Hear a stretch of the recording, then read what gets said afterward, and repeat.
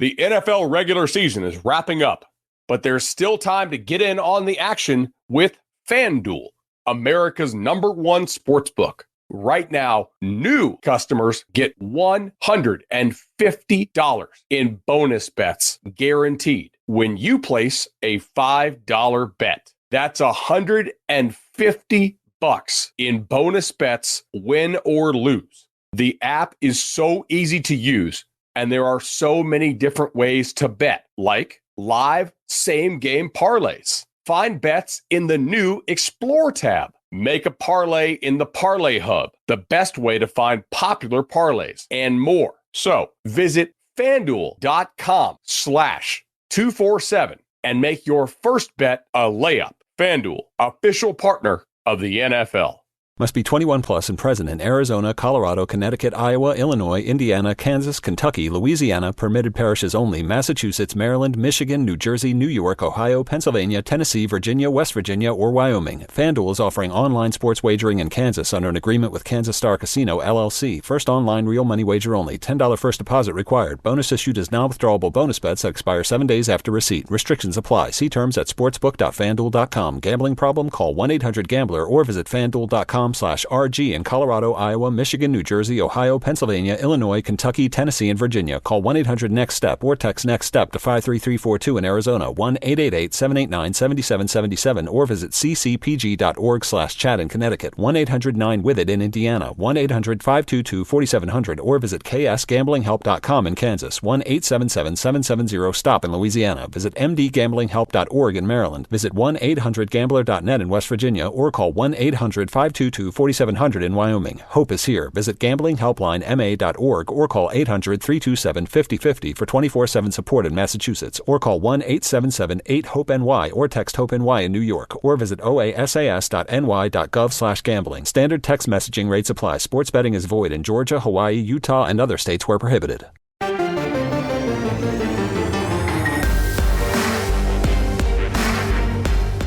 Welcome to the PowerCat Podcast, GoPowerCat.com's Kansas State Athletics Show.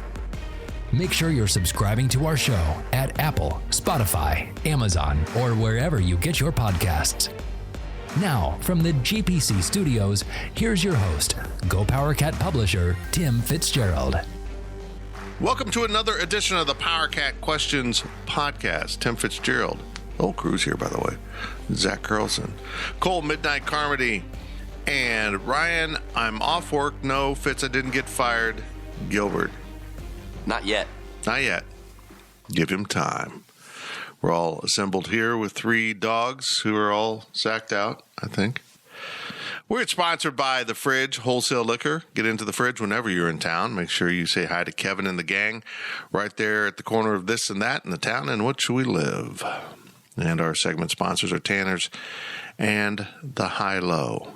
And the 2 young guys across the table from me, no offense, Zach, you're kind of in the middle. Wow.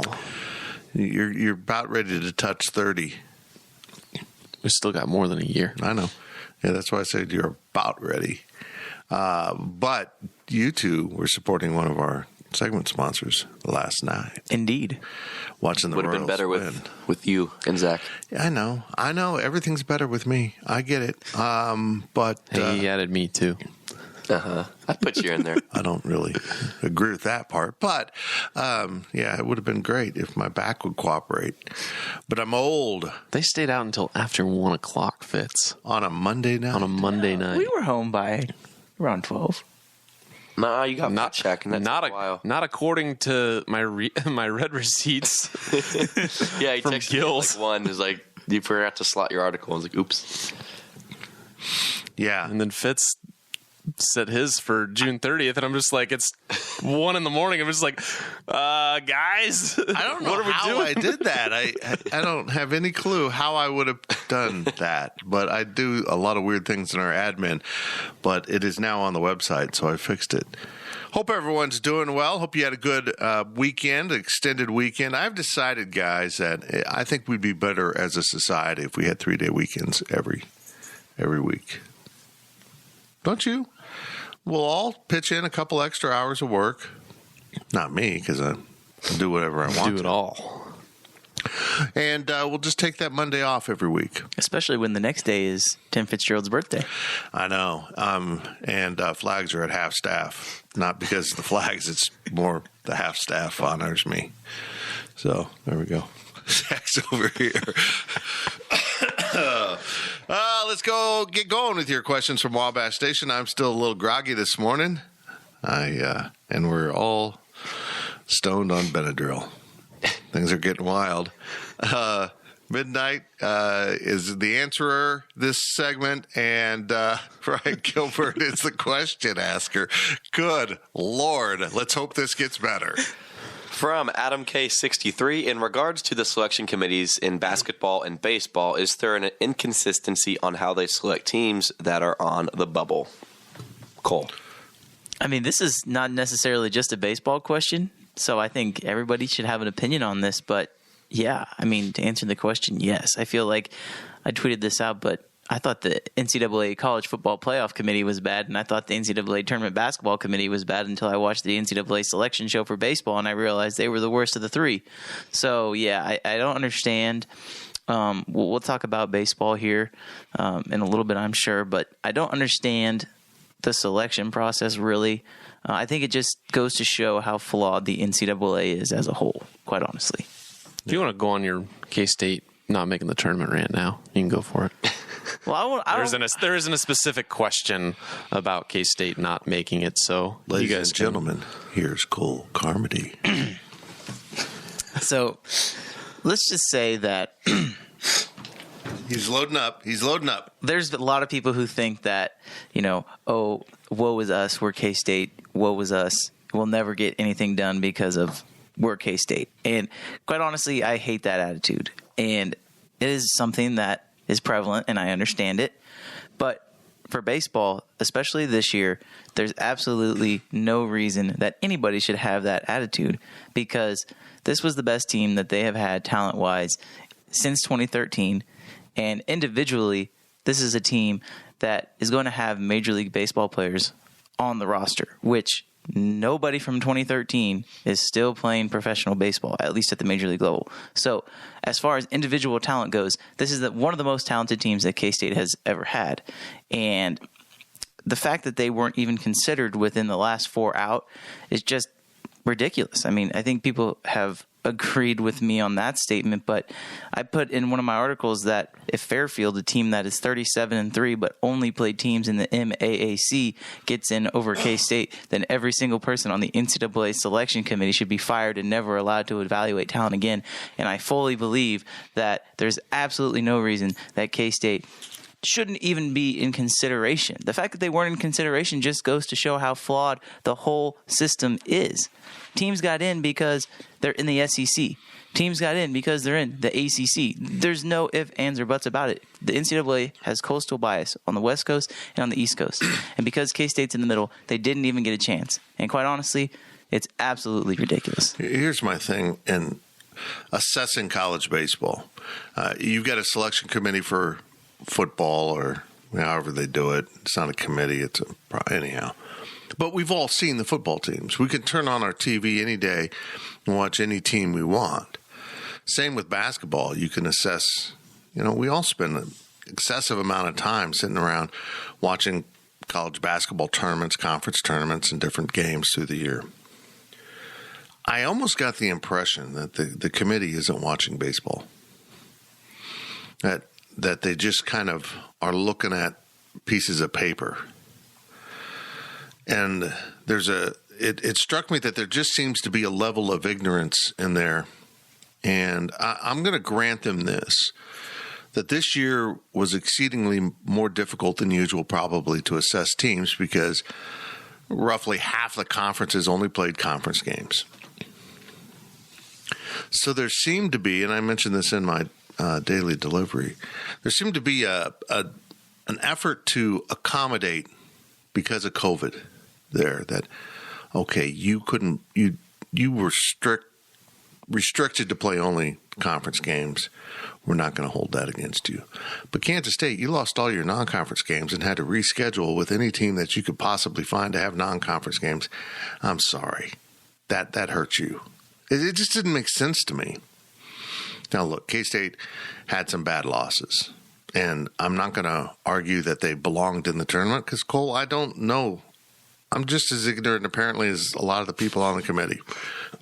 I'm not a baseball expert by any stretch. But as I watched the Big 12 tournament, and I've watched college baseball through the years, that is a team capable of playing at a high level. I mean, you don't just go through a tournament and beat TCU, Tech, and Baylor in a row if you're not a good team. If you're not capable of having the pitching required to survive a tournament environment. I'm a little dumbfounded that they weren't closer in the tournament. Folks, they weren't in the discussion. It really sounds like that. They weren't in the discussion. Even after winning 3 games in Oklahoma City and splitting games, over the course of 2 weekends with the team that won the Big 12 tournament and ends up hosting. It's crazy. Pete Hughes said it perfectly, and I'm stealing from Own Daily Delivery. K-State isn't a name brand in college baseball. But the fear here is that K-State is falling out of the name brand status in football and basketball. And you do that, you're in big trouble at realignment time. You really are. You have to be a name brand. I think Pete's really hit a good theme there. Because the only reason TCU's in the Big 12 is they were a name brand in football at the right time. If they had fallen off and had a 4 and 5 win season back to back right before Big 12 was looking, TCU would not be in the Big 12. Simple. So it's really important that K-State get its crap together and quickly, because there's going to come a time when being a name brand means more than just postseason play. Yeah, I think the worst part of this is, K-State, and not just baseball, but football too. The MO this season was, we want to play, and we're going to play, and we're not going to make any excuses. We're going to play football, basketball, baseball, whatever. It doesn't matter who the opponent is. We're going to play them. And the worst part is it came to hurt them at times, and they could have just stayed at home and not played, and maybe, just maybe, they would have had a better chance, pretending like they were a Big Ten team that didn't get to play half their games. That's the most frustrating part, is that K-State came to play and they lose for it. Think about how good their strength of schedule would have been if they don't go out and play Arkansas, Pine Bluff, who Ryan and I called the game on the radio. It was just shouldn't even. I mean, they're a program that only survives off of going to get their butts kicked when they go play these big institutions, right? I mean, that's how they get their funding for the program. And unfortunately, that's who K-State had to play, because those were the only teams that were able to play. I don't understand if they don't go play those games, their strength of schedule, which is I don't know if you guys saw the clip of the guy talking in the committee talking about why Alabama got in. He's like, their strength of schedule was pretty good, and their strength of schedule was pretty good. K-State doesn't play those non-conference games. Their strength of schedule is top 25, because the Big 12 is a very good baseball conference. So you're right. It came back to punish them, but I do think what's good is Pete Hughes is the perfect person, the absolute perfect person for this job. And if anybody is going to make sure that they're ready to go when they start in the fall next season, it's going to be him. I'm extremely excited for what Pete Hughes is doing with this baseball program and where they can go. I really am. Credit to Pete Hughes for getting a staff that can coach well in his absence too. Mm-hmm. It was impressive to see what Austin Waits was in charge for 4 games and he won 3 of them. So, it's pretty good. 2 of them. He did split. Against really good teams though. Yeah.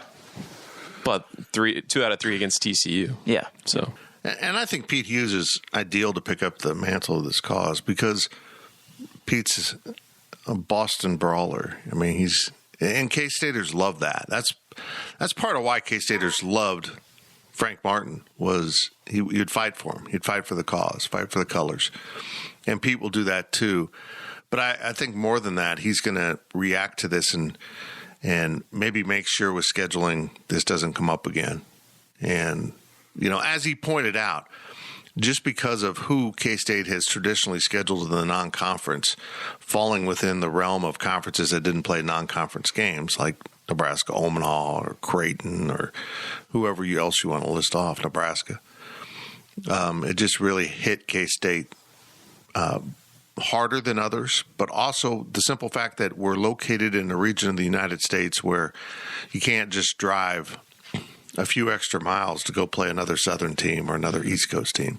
You're kind of out here in the middle where if a bunch of the conferences decide not to play non-conference teams, who are you going to play? And they end up with Arkansas, Pine Bluff, and Texas Southern and those schools, and it hurt. And he's right. So the committee basically said, hey, Pete, you would have been better off if you didn't let your kids play. It's crazy when you stop and think about it. That's insane. You would have been better off by not playing games than winning series against teams that were available to be scheduled in a COVID year. It's nuts. It's just, the whole thing's nuts, and I was really frustrated by it. But as I've said repeatedly, I don't know college baseball at the depth level you need to understand the nuance between K-State and Alabama and Fairfield and some ACC team. Give me an ACC team that North Carolina. Oh yeah, there we go. Name brand. Yep, exactly. I mean, that quote from the committee chair about Alabama was basically him saying, well, it's Alabama. That's why we picked them. Mm-hmm. What do you mean? Why did we put Alabama in? It's Alabama. That was basically what he said. 10 SEC schools out of 14 made the college baseball tournament. Sure, they're the best team in the country. 4 Big 12 schools out of 9, but that was the second best team, the second best conference in the country made the tournament. Doesn't make any sense at all. Doesn't. Okay. I got something to say about baseball. You guys, Whoa! Yeah, sound the alarms. There we go. You guys haven't mentioned this, and K-State's losses. I mean, there's a lot of weight on those. I'd have to assume. Obviously, there's some great wins in there, like Tech and TCU, but they lost a series to Kansas. They lost, was it Eastern Illinois, Cole? Mm-hmm. I mean, those are fine. It's baseball. You're going to lose games, but when K-State lost, it was ugly. I mean, the amount of games they lost, like 17-1. We were talking about this last night, Cole. If you're down, let's say 6-1 after, 3 innings, you're probably gonna lose that game. So, K-State would go with their pitchers who aren't as good. A loss is a loss and a win is a win. But I don't know how the numbers work. But when you lose 17-1 instead of 2-1, I'm sure that hurts your overall RPI, right? So, what was it, 70 something for K-State for RPI? So, I'm sure that number had a big impact on the committee. I don't know how much weight they put into that. You probably know more than I do, but just the fact that you lose a game is fine, but the way they lost a lot of those games, I'd have to assume that has a little bit of an impact on it. Fair enough. I agree. Yeah. All right. You guys like that? I'm the baseball expert now. Yeah. No, I like it. Another question from Adam K63. Should the automatic bid of a conference tournament champion be eliminated if the selection committee is so concerned with the body of work during the conference season? Yes. I mean, the short answer, at least for baseball, is 100% yes. The Jacksonville Dolphins out of, I want to say, the SoCon, I think is what conference they're in. Don't quote me on that. I'll have to look it up. But 16-32. They went 1-13 in conference play, and they won their conference tournament, and now they're playing in an NCAA regional tournament. Doesn't make any sense.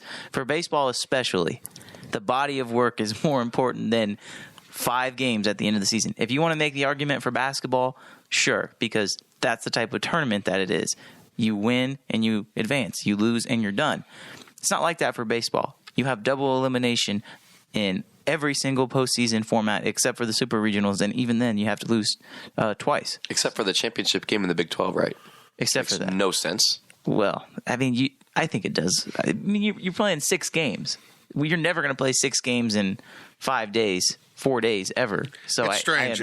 I understand it. I had always had to explain it to people. They were like, well, so is the championship then 2 out of 3, or you got to, get to whoever's lost to? And I'm like, no, because this isn't a double elimination tournament. It's 2 4-team double elimination tournaments, and the winners play each other once. Mm-hmm. I mean, that's really how it works. It was just kind of strange. Mm-hmm. I mean, because that was Oklahoma State's first loss, and TCU already had a loss. You would think they would have to play again. Yeah. But that's not what they're doing. They're picking. It's kind of like the regional format, except for the fact the super regional then is 2 out of 3. Yeah. Cole, I think you kind of killed your argument for K-State making the tournament there, saying that, you shouldn't win a few games at the end because you're hot and make the tournament, And it's about the body of work. Well, K-State's body of work was pretty bad, and we were hoping they could get hot.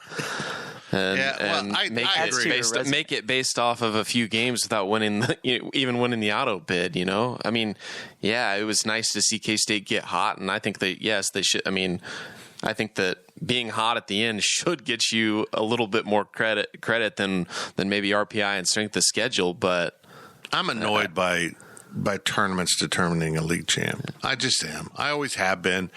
I just think it's silly. It's meant to steal a bid.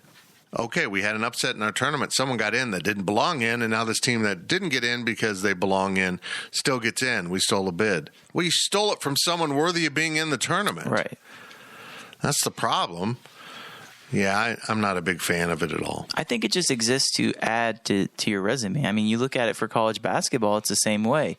Those teams that are typically on the bubble, if they go to Kansas City in the Big 12 tournament and get a big win, that's going to add to their resume. And maybe they're not on the bubble anymore. They might not win the whole thing, but that helps their cause. I think that's kind of where I'm at as far as K-State baseball. Like, yes, being in Oklahoma City and winning those games helped tremendously. I mean, I thought all along that, if there's things that they had to do, and they had to do everything that they did in order to have a chance to make the tournament.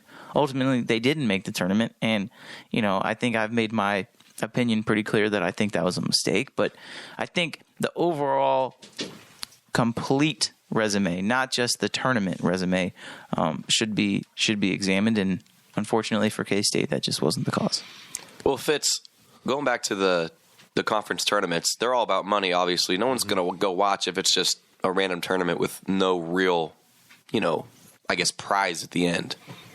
Yeah, I think having the automatic bids keeps people interested enough. As a reward, I think it proves how worthless conference tournaments are, because it's a cheap way to get a bid and steal a bid.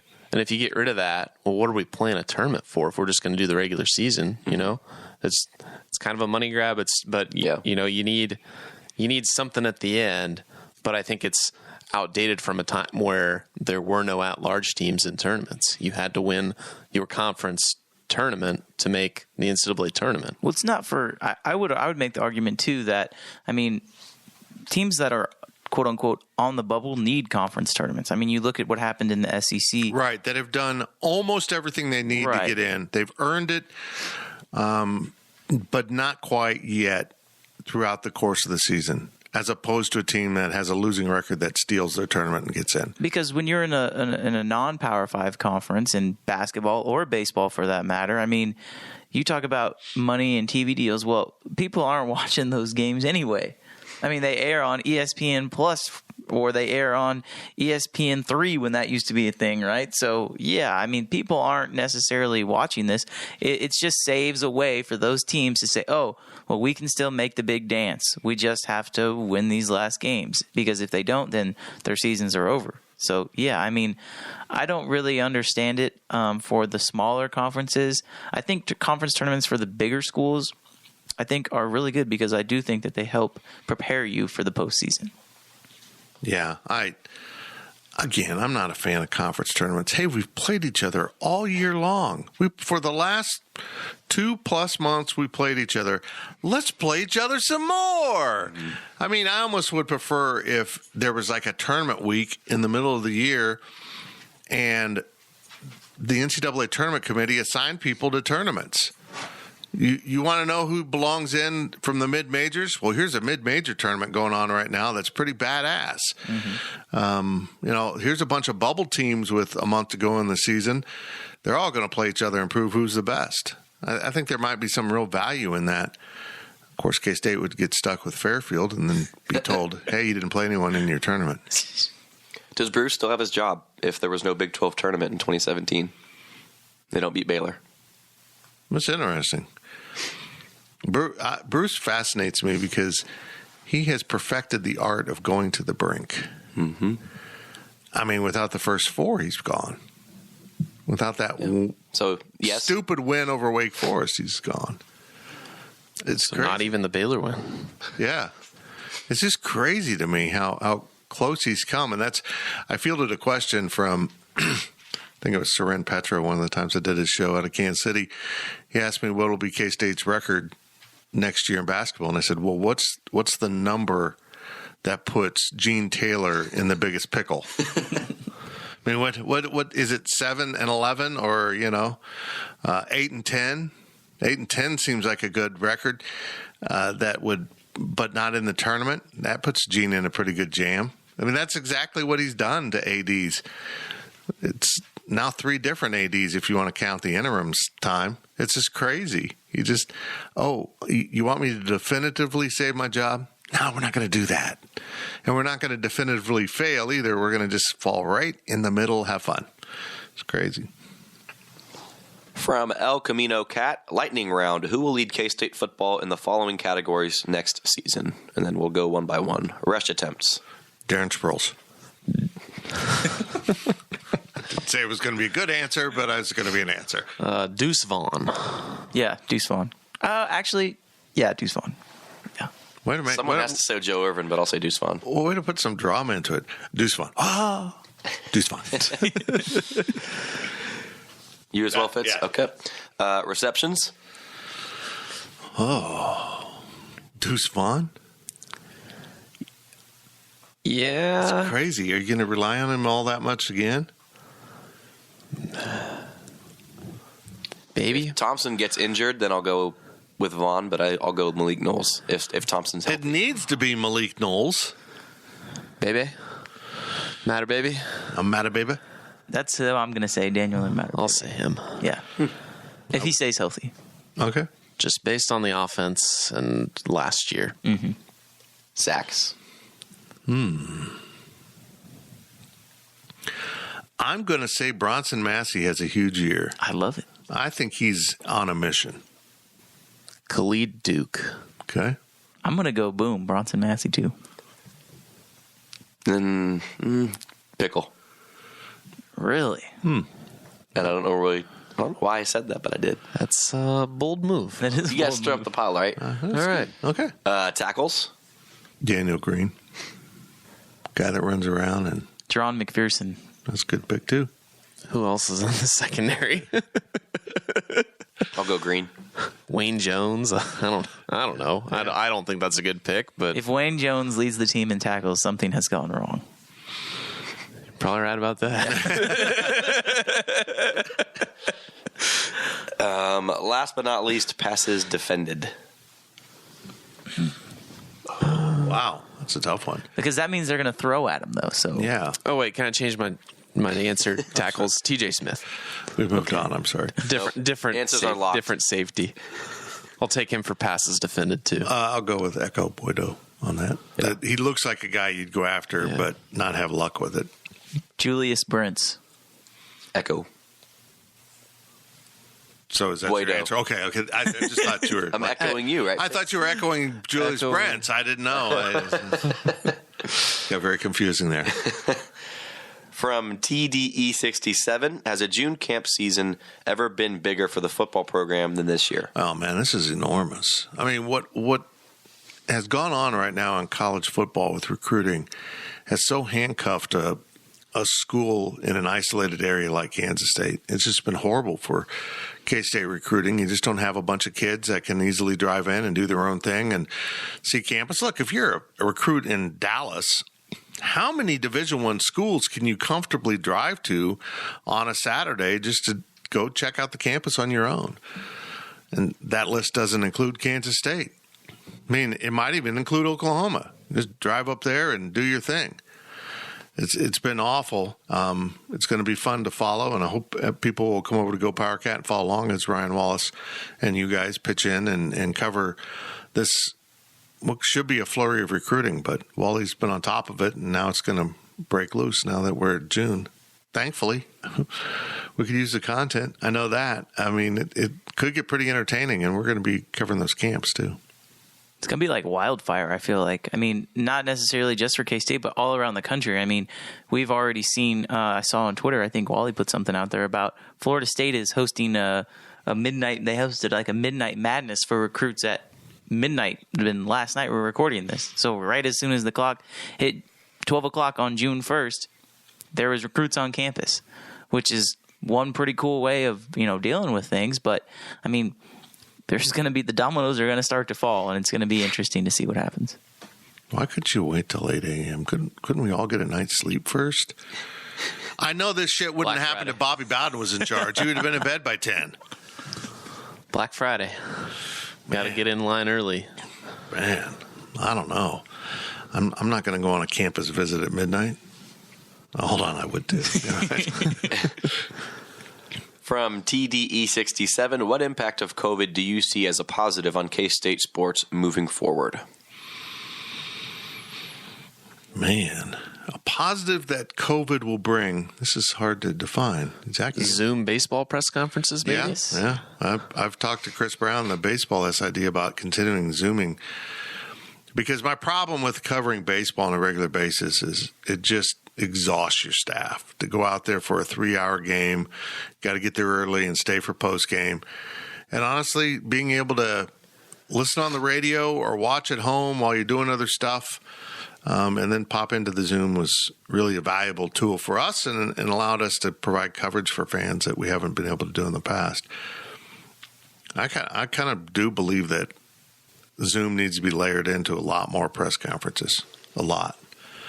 Particularly if, my thing is, Zach, if they have a camera there from athletics that's filming the original source material at a press conference that, for example, television stations can get, but then the TV personality can pop in on Zoom and ask a question. As a rural school, and I'm sorry if that offends you, that I'm defining K-State as that, because that's exactly how the Kansas City media would think of K-State. It might afford K-State an opportunity to get into that market a little more if a reporter doesn't have to drive 2 hours, spend 3 hours at a game, another hour post-game, and 2 hours back. I mean, we're talking an 8-hour day at that point, just to cover a K-State game. Folks, it's not worth the resource to the Kansas City media unless it's KU and they get a double whammy out of it. It's just not. Or it better be a really good football team. But if they can do other stuff around the office while having passively the K-State game on, and they can catch the highlights and then come into Zoom and say, hey, Coach, what about that decision on the third down, da-da-da-da-da, and you look like the hard-ass journalist and you can run that quote to your answer. I think that's really valuable for a school like Kansas State to be able to leverage that. And also, as a Kansas State, we've noticed through Zoom calls, then random reporters will show up. I'm working on something nationally. I'm going to hop into the K-State Zoom and ask Chris Kleiman this or Bruce Weber this. Adam Rittenberg or national ESPN type guys. Yeah. And then you don't have to afford your coach extra time to talk to a national person separately. In reality, I don't know how much is going to change, how much will just flip back to the way it was. But I think there are some things there with media management that could help Kansas State, some lessons there. I think that if Pack and Bradford and those guys stay for their 5th year after, with their COVID year, that can really help them out. I guess having this year would be the year that didn't count, because it was just a disaster. To get them to grow and learn and understand college basketball a little bit better, that could be beneficial. But that's all I can think of. This was a tough question. Yeah, the extra year. I think K-State's handling that the right way, by the way, is some schools are holding back the eligibility and some schools are advancing the eligibility, which is what Kansas State's doing. Because technically that's correct. Technically you didn't get a bonus season. You were afforded the opportunity to ask for the bonus season when your career's over. I mean, that's kind of nuanced, but that's really accurate. So Deuce Vaughn is a sophomore. But when he's a senior, he then can pull the free pass out of his back pocket and say, I'd like to stick around for another year. How many guys are going to do that, though? Not that many, I bet. That's what I don't think either. Not that many, because it's going to be just like this year. How many guys actually took advantage of it? Not a lot. And there was a reason everyone did. I mean, you've got subsets of players. You're good enough to play in the league, you're not coming back. You're not good enough to play in the league, and you just earned your college degree, you may not be coming back. You just got injured and you missed that year, so you came back. You're the quarterback. You're going to come back. Or you're kind of a tweener. Like, you might be NFL caliber, but you haven't had enough opportunities either through depth or injury. So you're John McPherson, Boom Massey, Cody Fletcher. You come back. So it's kind of, you got to be in this little tiny slot of type of player that want to come back. Where you just love football and you know that this is it.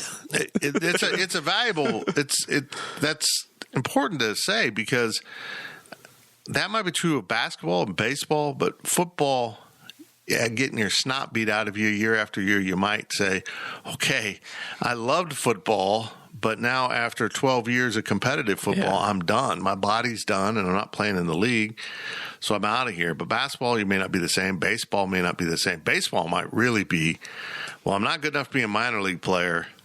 I'm going to come back and play one more year of baseball.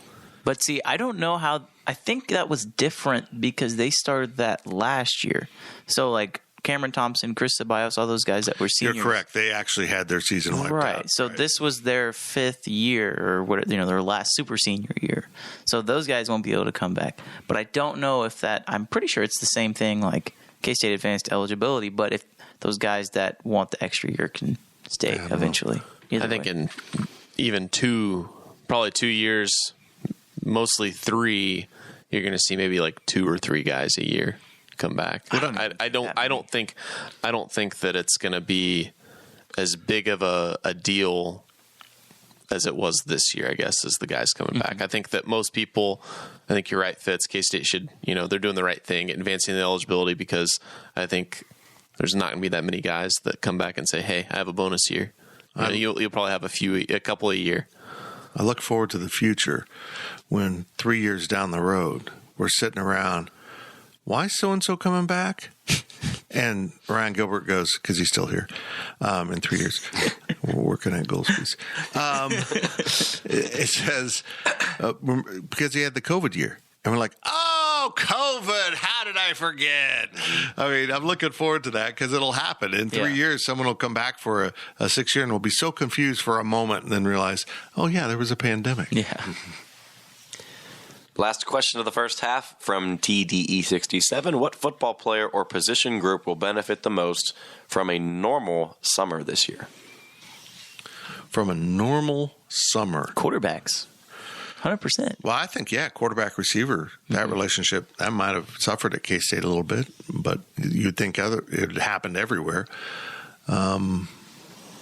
Offensive line, just being able to work together in the offseason. And I'm not even talking football stuff. I'm just talking about, let's go fishing. Let's go. I mean, you can't underscore how important that stuff is, just as an offensive line being a family. That's the most Kansas offensive line thing I think you could ever say. Hey, let's go fishing. And then I have a cookout. I mean, that's exactly what I think of I know Adam Holtorf is not around and hasn't been around, but guys like that going fishing, I could see Noah Johnson and Josh Revis throwing their line in the water. Yeah, you're right about that. I don't know. Just more unity, I think, will help Kansas State. And I think they missed out on that. I think, quarterback, wide receiver, that connection. I think quite frankly, that's where K-State needs the most improvement. So hopefully that's where they get the most benefit from. A lot of new faces in the secondary as well. I mean, I don't think that if those guys come in and they don't have a normal offseason, then maybe it takes a little bit longer to get going. But, now that you get those guys in there, they've been in there for spring ball, I think that's going to help the secondary too. I wouldn't worry about them since they're vets. When you bring in a whole bunch of seniors, graduate seniors that don't need to, learn the fundamentals of football, I guess, I feel like you can probably just put them in and have success. What are you looking at? Daphne has walked to the corner of the studio and just started staring at the human beings like, what are you people doing? It's so weird. You're looking at me funny. I'm just like, am I saying something wrong? It was the look on it. Gil's noticed it. The look on her face was like, these guys are weird. They're just sitting around a table talking. I'm sorry, I interrupted your point there, Zach. I've lost my train of thought, but yeah, you bring the secondary. I don't think that they're going to be too needy on having a good summer. I guess they've put in the work. I mean, that's the benefit of going to the transfer portal. You get guys that are Saturday ready. Mm-hmm. When you go in there. So I don't think that that's going to be a big deal as much as wide receiver, quarterback will be. Very good. That's the first half of the Power Cat Questions podcast. Went a little long there. We also had to delete some stuff when the dogs went crazy. The dogs are trying to participate today, and Daphne's currently licking Zach. It's getting weird in here. We'll be back. GoPowerCat.com's Power Cat podcast continues after this short break.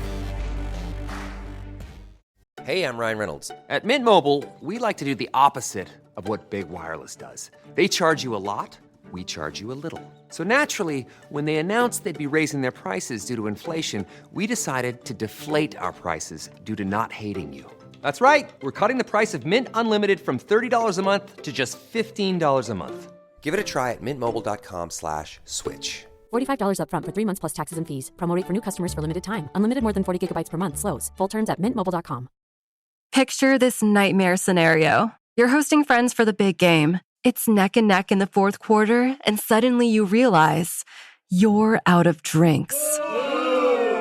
You start to sweat. Your friends start to turn on you. You're forced to go on a last-second drink run and end up missing the game-winning touchdown while in line.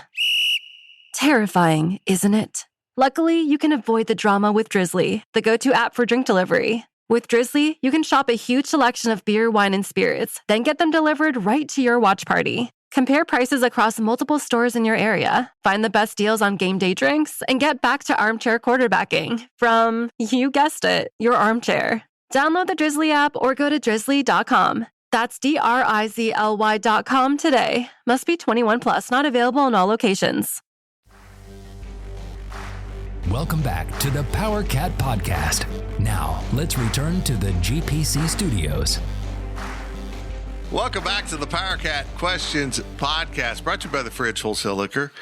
And our segment sponsors are Tanner's and the High-Low. And guys, I've got a major problem. I've got a big problem. It's not that I'm aging. It's not that my back's hurting. It's not that... Never mind. That you're missing organs? Yes, I'm missing important parts. My chair, which I like, has a leak in the hydraulic, and I'm slowly getting shorter as the podcast goes on. It's like Riley's Dalton Reisner chair. Yeah. Which is really funny when you think about the guy's last name. So Riley Gates inherited Dalton Reisner's old office chair, and it was a nice chair, nice big brown chair, but it had a hydraulic leak, which for Riley meant every day or so he'd have to lift it back up. If you're 300 pounds like Dalton Reisner, it probably was every 10 minutes. And that's what I'm currently going through as I slowly get shorter and shorter during this podcast. We're turning over the questions in this half to Cole Carmody because Ryan Gilbert cursed through the first half, and we had to delete a bunch of stuff. He gave it 4 earned runs. First question of the second half comes from King Jim 77. I know realignment was a big part of last week's podcast, but allow me to pose a hypothetical. Okay. The Big 12 is looking to expand, but none of the other Power 5 teams are interested in leaving their current conference. We must get to 16 teams. Who do you go after based on the following factors? Geographical and cultural fit, academics, and media market size. Taking all the Power 5 teams off the table. Evil. Okay. Memphis and Cincinnati, easy 1-2, right? Okay, and to get to here, we're going to have to set aside stuff that, honestly, your common fan doesn't understand. I saw someone make an argument for Boise State. They'd been there. Well, in researching possible expansion, I discovered that Boise State is considered to have the quality of an education as a junior college. Really? It's really bad. As is UNLV, one of my personal favorites, and Memphis, all considered to be really low education quality. So that probably precludes the presidents and chancellors from picking any of those institutions. But we're going to have to set that aside because King Jim who is my choice for president of Kansas State University, has put us in a little jam here of having to come up with schools. Well, the first thing I do is I go get Central and South Florida under the guidelines he's given us, and probably Cincinnati. And that gives us a West Virginia quad, even though people, if I remember this correctly, that Morgantown is approximately the same distance from Orlando and Tampa as Ames. People think of West Virginia being southern. It really isn't. I mean, it literally Morgantown borders Pennsylvania. It's basically Pittsburgh. Right. It's a lot farther north. In fact, Morgantown's, I believe, the furthest north in the conference. Maybe Ames, but I think it might be Morgantown. Nah, you're probably right. It's kind of like thinking about how much farther England is, like London is, north of like Maine, I think. Mm-hmm. You know? You don't really think about it. It's probably like that. Are there any MAC schools? No, not MAC. I wouldn't think so. No. I mean, then you turn your attention to... I would say Colorado State, right? I would absolutely add Colorado State, because then that gives you a northern quad of K-State, KU. I didn't want to say that name. Iowa State and Colorado State. And then, you got a Texas quad, and then you probably have to add a couple more schools to, get an Oklahoma quad. And then you're probably talking Memphis and who else? I'm taking Houston and SMU. Yeah, I was going to say those two teams. Both of them. Yeah. There we go. That's fine with me. That's a lot. Houston, SMU, Colorado State. Another Memphis. trade-off I'd take Memphis and Cincinnati, and I'd probably leave the Florida schools and take somebody else somewhere. Well, I start with the Florida schools simply because of recruiting. Simply, it gives your entire conference a footprint in North Florida. So you said Central Florida, South Florida. Cincinnati. So that gets you to 13. Mm-hmm. And then Colorado State gets you to 14, and then you add two more. I might lean towards... Do you need more schools in Texas? I mean, that's what it comes to. I think so. If you're expanding the whole conference, I think you still there's a percentage based thing of Texas schools that you probably want to have. I think Houston's a good get, and I think SMU could be. That's if you're going to pick a school that's in Texas. They're in Dallas, right? Yeah, in Dallas. I don't know who else you're taking. It's kind of TCU level, but I might be tempted to take lower. Houston and then New Mexico. And add New Mexico into a division with Tech and the Oklahoma schools. I would take SMU before I took New Mexico. I'm just not sure. I think I kind of like Cole's point. Now you're kind of treading over the same property over and over. Like you're already saturated in Texas. You're not picking up any other media markets that way. I don't know. That's true, but you think about the money, I guess. You think about SMU's alumni base. Houston, I don't know about Houston's alumni base, but you do pick up a media market, even though you're already in Texas. Houston's true. Yeah. I mean, that gets you something, but SMU, you're already in Dallas pretty good with Texas and TCU. It's a good question. Thanks for making us spend time talking about something that'll never happen. What about Tulsa? Sorry. What about Tulsa? Tulsa's a small private school that doesn't have that huge a fan base and doesn't bring you anything. I mean, you're already in the Tulsa market so strong. Yeah, if we're going to talk about states and markets, Tulsa would be worse than taking SMU. If we're being honest, you go to Oklahoma, it doesn't matter where you are in the state. You're going to find OU fans. You're going to find Oklahoma State fans. I might be tempted to pick up Tulane, get into the Louisiana market. I feel like we could take this to the overtime, and it would be your back to the your vacation 16. Except Cincinnati, and where it got so absurd, I made Charleston add football. Well, you guys talked a lot about the specific schools, but in my opinion, academics needs to be a big emphasis if they're going to expand to different, more teams. When you lost Colorado, A&M, and the Mizzou, Nebraska, those were all AAU accredited programs. I don't think Nebraska is anymore, but at the time they were. But that's got to be a big emphasis. I mean, the Big 12 is lacking in academics. The Big 10 is superior in that aspect. I know people care about sports, but obviously academics are important too. So that's going to be my biggest, there was geographical, cultural fit, academics, and media market size. Academics is my number one priority to answer your question, King Jim. Interesting. Well, that gets really difficult then. I mean, Tulane then becomes an obvious choice because they're very strong in academics. But if you're a school like K-State, who's obviously bottom half of the Big 12 in academics, I don't think it's I think that's fair to admit that. And I hold no shame in that. Right. I mean, I didn't go to Kansas State because if I wanted to go for academics, I would have gone to Northwestern. My dad's alma mater. I would have done that. I picked Kansas State for cultural reasons. It was important to me. But does picking up a Memphis or, a school that doesn't have strong academics in your conference, does that help K-State? Does it make K-State's academics look stronger, or does it bring them down? It is an argument that, if you back up, you can easily say, what does it matter if you have Boise State and they stink at academics? This is about how much money's coming into the conference for TV contracts. And your TV viewers not sitting there going, oh, Boise State's playing Memphis in the Big 12 today.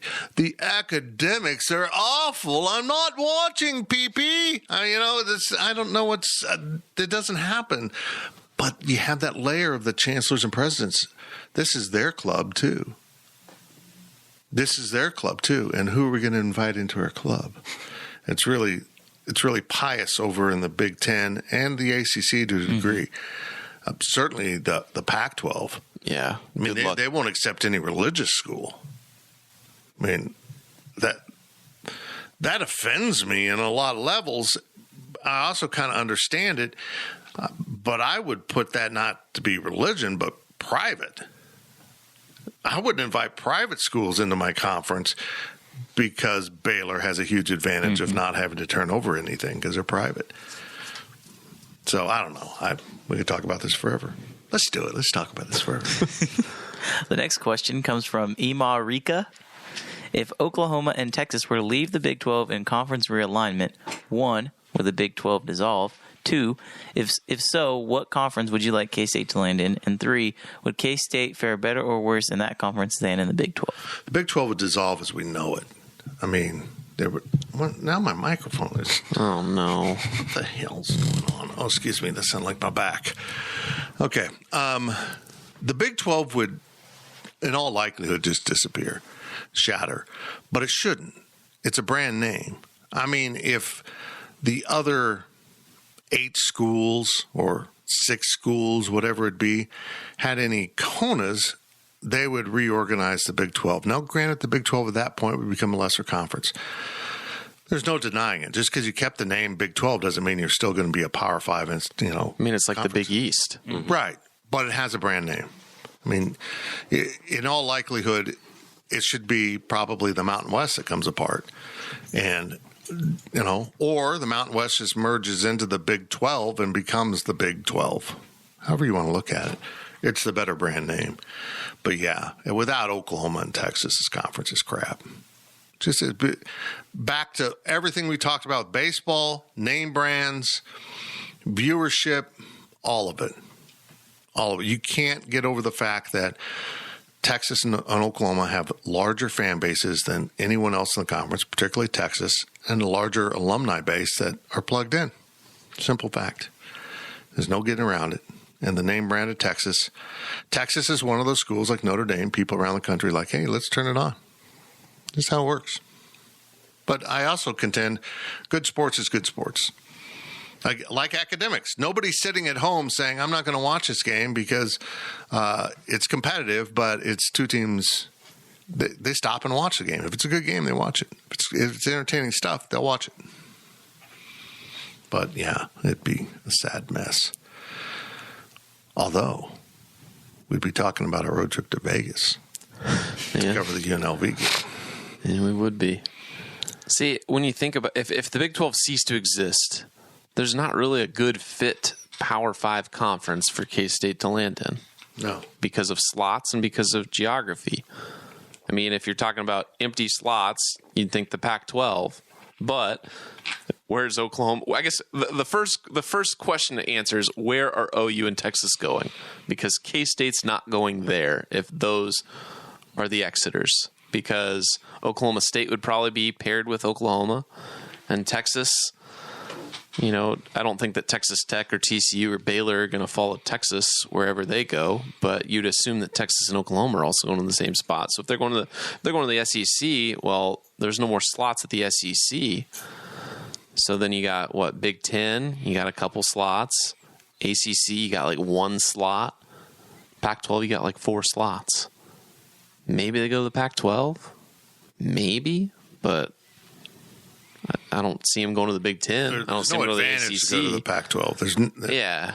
Way to move yourself out of the national conscience by playing on the West Coast all the time. I mean, I think there's a spot for West Coast games, but for an entire conference trying to have games, it just doesn't work out very well. I know that actually it's been interesting. Now we're fly chasing. The Big Ten has come after both Oklahoma and Texas, shown interest because of academics, and I just don't know why they would want to go anywhere. I just don't. At this point, we have a good sample size of what happens to institutions when they switch conferences, and I don't think it's necessarily positive. You can make an argument A&M it was positive for, but not if you want to win games. I mean, since Johnny Manziel left, and that was a deceiving bridge from the Big 12 into the SEC because he was so dynamic, he made them competitive. Has this move been good for Texas A&M football? I don't think it has. It's like what Zach always says. Maybe if you make a super conference, if Texas and OU go to the SEC, you're not going to be as good. Yeah. People are going to lose.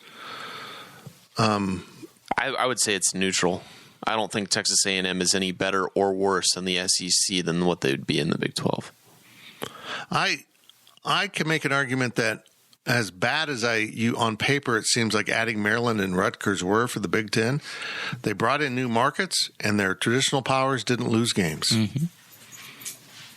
So, I think you can make argument that worked out well.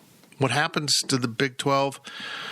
I think you can cling it together by kind of becoming the Southwest Big 8 merger in a different way without the power schools. Maybe you do end up with Tulsa. I wouldn't want that. That's a school it just doesn't seem like a fit. But you would certainly, I would think Colorado State would be in that discussion. And if you bring them, you're probably talking about Wyoming then. It gets to be a little, do you really want to be going to Wyoming for games? Do you really want to be going to Wyoming? If they built a new stadium like Colorado State did, maybe. Yeah. I think the Colorado State's biggest thing they have going for them, they have a brand new stadium that's less than 5 years old. In a really desirable area with access to a major market. I've always said, I think if Colorado State, like TCU, was included into a major conference, they'd do okay because people would say, yeah, I'm a Colorado State alum. We're in the Big 12. It would be, I went to Colorado State. Yeah, we play in the Mountain West. But then all of a sudden they become proud of it and it becomes a big deal. We're way off. There's a huge fly in here. There's a giant fly. And poor Daphne thinks she's being attacked by, fighter bombers. Keeps buzzing her. Interesting. Next question. There it is. Go Uper Cat asks, if all of the alleged recruitment tampering and portal back channeling is true, does a Power 5 football program that does things by the book even stand a fighting chance? And weighing the NCAA's administrative I'm assuming that's supposed to be importance? Impotence. You pulled Gills on there. Man. And weighing the NCAA's administrative impotence as a factor, would you rather see your team risk infraction to remain competitive or maintain integrity at all costs? And now the guy with prostate cancer will define impotence.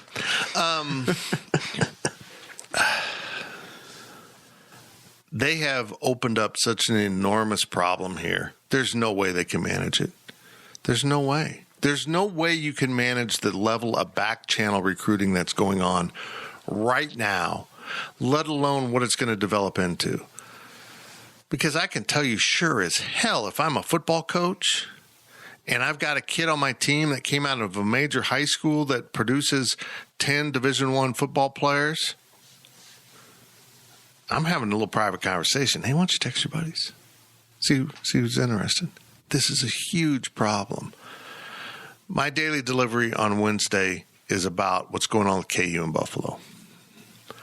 And I'm not making the argument that there's anything that is wrong with what Lance Leipold's doing, because he has existing relationships with these players, but this is setting a horrible precedent. So now you not only hire the head coach, but you're going to hire the players. So does this become part of the discussion? If I'm looking for a new basketball coach as an AD, am I going to say, hey, Mr. Gilbert, you've had a lot of success at whatever school you're at. Who all are you going to bring with you if I hire you? Is that going to really become part of this discussion? Probably should be if you're a good AD. It's crazy. Again, every time you make a move that seems to make things better, it just opens up a bunch of unintended consequences. Like leaving a door open so a huge fly can come into your studio. We need to kill it. We got to kill it. I'm sorry. Daphne needs to kill it. Not us. Daphne's awful at this. Needs to land first. So, Fitz, would you rather K-State keep the integrity of the institution like it has been? Be Bruce Weber? Yeah. No, I've always argued you need to operate in the gray. I've always argued that if they're not going to enforce the speed limit until you go 83, you need to go 82. Instead of, the speed limit's 75, I better go 70. I mean, I've always argued if you're not operating in the gray, that just because it's the rules doesn't mean it's the rules of the road. Mm-hmm. I think the mic is picking up the buzzing. Oh, yeah, it is. Yep.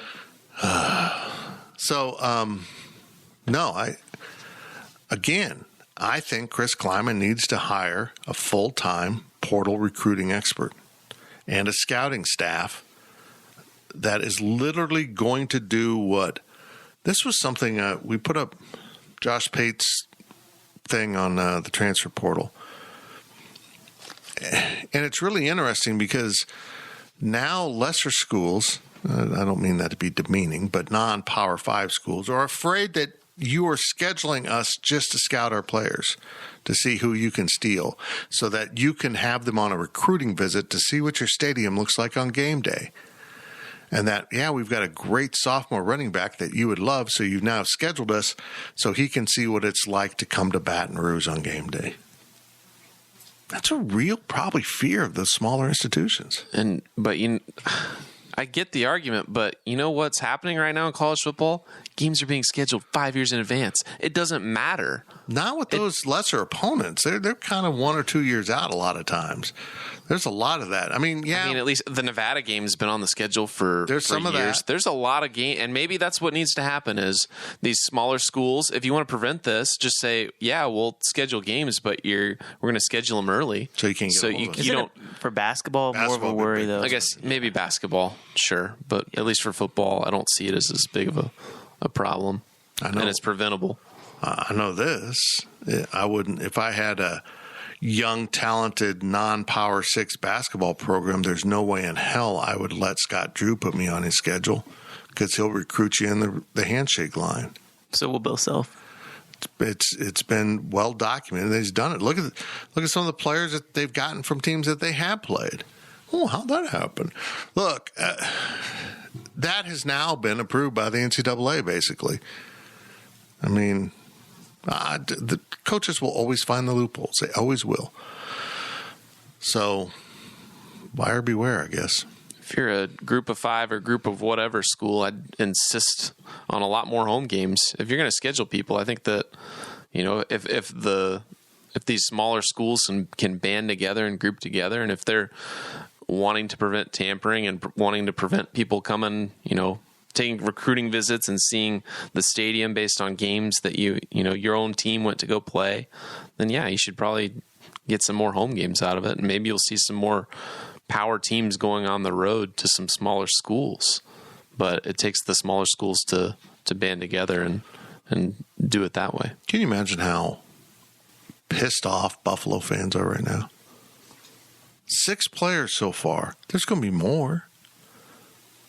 He left, and now he's picking the bones clean of the program he helped build. That seems like a character issue, quite honestly. I mean, if you leave a job that gave you really your first major college coaching job, and you're not grateful for that opportunity, to me, that seems like a bigger issue that KU might have on their hands. It's a mess. I don't know that he's doing anything wrong NCAA-wise, but here we are. This is the new reality. I mean, if players want to leave, they can leave, and if they like their coach, might as well follow. So I don't think that there's going to be anything wrong about it. It's just the unfortunate reality of allowing free transfers at this point.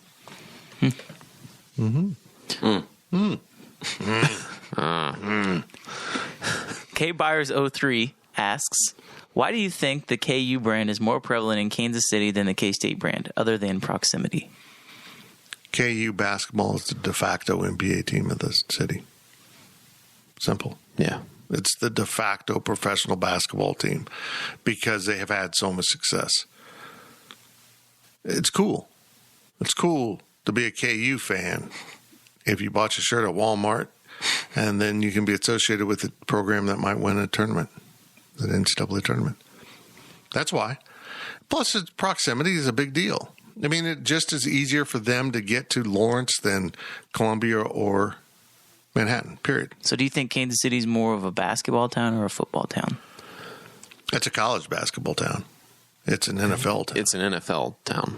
Yeah, it's not about what sport. It's about what level of sport. If KU was good at football, if they were, you don't think... Wouldn't move the needle. KU could be making the Orange Bowl every year, and the Kansas City Chiefs could go 3-13, 3 out of 4 years. Right. It wouldn't matter. Chiefs win every single time. So did you say K-State football is more marketable in Kansas City than KU football?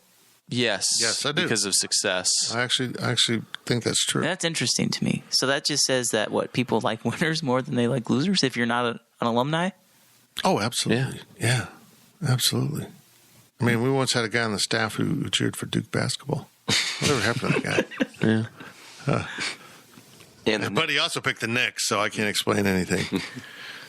It's really interesting. It gets back to my whole point. A rich K-Stater needs to put an NBA franchise in Kansas City and really screw over KU basketball because they'll lose all their T-shirt fans. Most of them. Because then it'll become cool to be the NBA fan. Maybe we can talk about that on the Overtime podcast. We hunt this fly during the Overtime podcast. That's what we're doing. I got him. Oh, he's fast. K Byers 03 asks again, speaking of the Chiefs, is Byron Pringle ready to make his jump to one of the top 3 receivers for the Chiefs this fall? Here's my thing about Byron Pringle. He's on a team with the best roster of receivers. And every time he plays, the head coach is like, he does everything right. He does everything right. And it's my team, so I don't want him to leave, but I have the feeling if he would ever take another contract with another team, he would be a really effective NFL guy, and people would talk about him. Like, Pringle had a big day, had 6 catches, like, he's kind of in a box right now, but it's a box that might include a Super Bowl ring. And why would you want to leave the best quarterback in the NFL? I know. And I just feel like he's the Whit Merrifield of the Chiefs. At some point, they're going to finally say, you know what, you are pretty good. We're just going to put you in the lineup and let you play. I mean, because they held back Whit forever until he just did stuff that was undeniable. But, man, they put him back on kick returns. Hey, there's a touchdown here in Denver. Yeah. Oh, I don't get to do it anymore? It just doesn't make sense to me how they've handled Pringle. And I know they've got, on paper, more dynamic guys. But I watch the games, and I'm like, I want Byron Pringle on the field. Demarcus Robinson is not better than Byron Pringle. I agree. I agree. And they brought him back. So I don't know if this is the year where Pringle is one of those top 3 receivers. I mean, I hope he is. I even think he's better than McCole Hardman. I mean, Hardman's fast, but we haven't really seen him produce.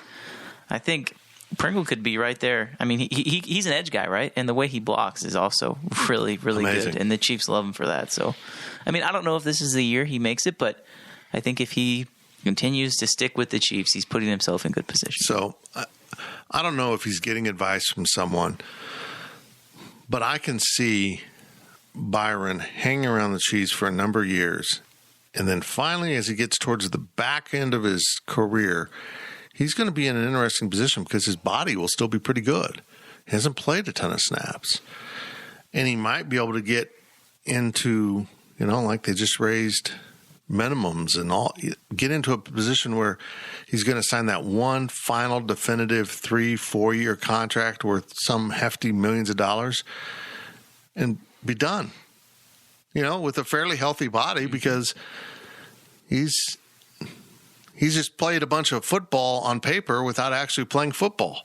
It's kind of crazy what he's doing right now. Yeah, I think if I'm Pringle, I want to, even if I can go get more money somewhere else, I'd probably trade that money for chances of winning Super Bowls until with you the get to Chiefs. the end of your career. Yeah. And you're like, I got to get paid. It's time to get paid and right off into the sunset. Mm-hmm. Not that our opinions really matter, but they do. Do you guys, when you watched Pringle at Kansas State, did you ever see him being a number 3 option in the NFL? I did. Yeah. See, I didn't, but that's just me. Yeah, I saw him do things. We never thought of Byron as fast, and then I'd see him run a pattern. What was against Texas A&M? He did that. He just ran away from people. He just would do some things once in a while. You're like, oh, well, that really wasn't what I thought you were, but make some catches. The Oklahoma State game for me is probably the moment where I was like, this guy could play on Sundays with a freshman quarterback too. Right. Yeah. He just would do some things once in a while. You're like, wow. And then you consider his size, and he kind of had the right measurables. So, yeah. Now, I actually think he's been more successful in what little he's played than maybe I thought. Maybe I thought he'd end up with Detroit and be in the starting lineup and have 2 or 3 catches, and we go, hey, Byron had a nice day. But now when he actually does something, everyone's like, whoa. Because he just kind of sticks out. Yeah. People love Byron Pringle, especially in That's a great guy. K-State country. It's a great story. Mm-hmm. He's the final Bill Snyder player that just steers off into an interesting area. Snyder 1.0 liked to save people. He liked to take chances on people. A bad background, I can save you. I can make you a better person. I mean, that was pretty common. People looked at him taking bad people, but he was really trying to help people. It wasn't just about football. Let's be clear. You had to be a good football player on top of having those issues, but he did a lot of that, and sometimes it became a little bit of a distraction, and he really stopped doing that in 2.0. I joked about the Boy Scouts all the time. Byron Pringle was a hard sell in 2.0. 1.0, he would have done it, but Andre Coleman really went to bat for Byron. I mean, he's got a record. I mean, what other player in recent K-State history can you say Bill Snyder recruited even though he'd done time, or had some serious crimes against him? But the young man really did reform his life from what could have been a really wasted, a lot of ability, which I'm sure goes on all across the United States. Mm-hmm. People get caught up in the wrong things. And Bill Snyder got him back on track, and now he credits Bill Snyder for everything that he's offered him the kind of discipline he needed. Very cool. The last question of the podcast comes from Contra Cat. Do you care to comment on Naomi Osaka at the French Open with media commitment, since you are a media organization? Should athletes be expected to participate in media when requested? Should athletes take the Marshawn Lynch route? I'm just here so I won't get fined when forced to show. It's an interesting topic. I think it goes with the job. I think it's part of the job. Because it's not about talking to the media. It's about talking to the fans. Yeah. I mean, that's where the hang-up is. Why should they talk to you? Because if they don't talk to us, you don't hear from them. I mean, it doesn't promote the sport, doesn't promote the team, doesn't promote the school, doesn't do those things. It's part of what goes with being. I mean, it'd just be like an actor saying, well, I'm not going to go out and promote the movie. Well, that's not how it works, man. It's part of the job. Now, my problem with this situation is she read the rule book and said, from what I understand, I get fined if I don't do this. it's worth it to me personally not to have the distraction. I will pay the fine. And she even expressed an interest. Would you consider funneling my fines into some nonprofits of, that align with me? And then they changed the rules after that to say that they can suspend her. I mean, I don't blame her. Right?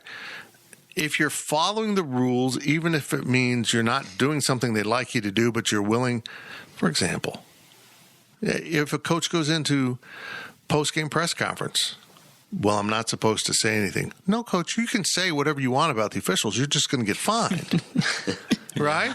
You're not breaking the rules. You're accepting the fine. Yeah. You're accepting the deal, the consequence of your actions. This is you do this, you pay that. Are you willing to do that? And she said, yeah, I'm willing to pay the $15,000, which would be nice to be in that position. And then later they added on more penalty to her that wasn't reflected in the rule book. So I see her point. I would have dropped out too, but I've dropped out of every major tennis tournament. I've never competed in a major tennis tournament. That's my stance. That's true. I've just stayed away from them. I don't believe in it. I think what she did coming out before and with her mental health and anxiety, like I totally get it and I understand it. But at the same time, my problem with the accepting the fine, she's the number 2 tennis player in the world right now. She made $55 million or something last year. $20,000 to miss a press conference for her is a drop in the bucket. Like that's nothing for her. But let's say that there's other players, in the tournament that have the same, mental health issues or anxiety or whatever, but they can't afford to pay $20,000 to miss a press conference. I totally respect her, bringing awareness to mental health, anxiety, it's all good there. But part of me sees her saying, look, I'm privileged enough that I can pay to not have to do things to give me somewhat of an advantage over those that may have the same, mental health issues, anxiety, whatever, as I do, but they can't afford and they have to go through with everything else. That's how life works, brother. So as soon as I become multimillionaire, which I'm sure is about to happen, I think it's about to happen, I will never be on a commercial flight with schlubs like you ever again. Not even first class. I will be either first class or on a private jet because I can afford to do that. And until I can afford to do that, I have to put up with all the anxiety that goes with flying with the normal folk. No, not the normal folk, the lesser folk. There we go. Yeah. But, good for her for, sticking, she withdrew from the tournament. She could have, gone through with, doing a Marshawn Lynch and just saying, I'm here just so I don't get fined. I'm just fulfilling my media obligations and just sit through a press conference that she doesn't want to do. But, I think that there's clearly something else going on with her that she wasn't going to be able to focus on her tennis. So I hope she's an incredible player, and I hope she comes back, stronger from this. But it's going to take work on her part to get through this, because these tournaments and across, all sports, nobody's going to say, all right, we're not going to make you do media anymore. It's just the reality of the business and how sports work. You're going to have to do media. It's part of the job. And if you're good enough at your job, you're going to have to do more media. So that's just kind of the way it is. Can you imagine the French Open, though? Do you think they ever imagined she would say, okay, I'm dropping out? Because that really screwed them.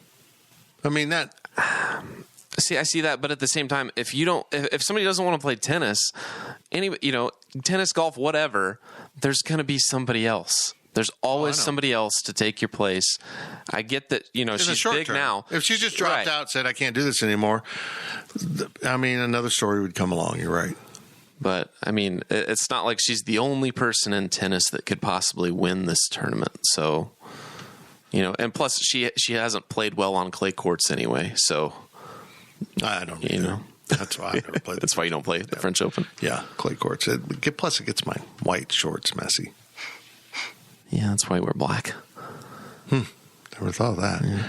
Or clay-colored shorts. Oh, that's a brilliant note to end this podcast on, because there weren't any brilliant notes other than that. That's it for this edition of the PowerCat Questions Podcast. Went a little long today. That's okay. We had a lot of stuff going on. On Friday, we'll have other stuff going on called The Overtime, and it'll be dumb. You better come listen to it. Thank you for listening to the PowerCat Podcast. Make sure you're subscribing to our show at Apple, Spotify, Amazon, or wherever you get your podcasts. PowerCat Podcast, all rights reserved, gopowercat.com.